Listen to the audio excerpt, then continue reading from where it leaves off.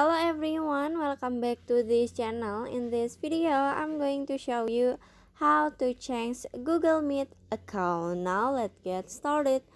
First, open your Google Meet apps.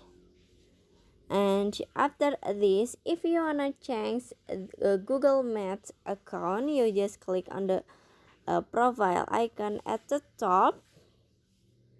And after this, you can add another account, or if you have another account, you just click on another account that you save at your phone.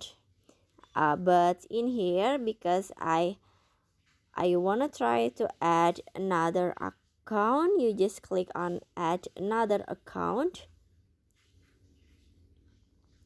And after this, you can please waiting or verify your identity like this,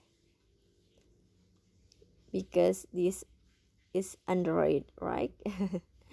And after this, in here you can click on your email or your number point, and then click on next, and maybe like this.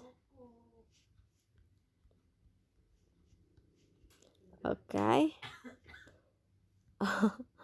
And finish. So that's how to change your Google Meet account. I hope you found this video to be helpful. If you enjoy with the content, please consider like, comment, and subscribe down below. Bye bye.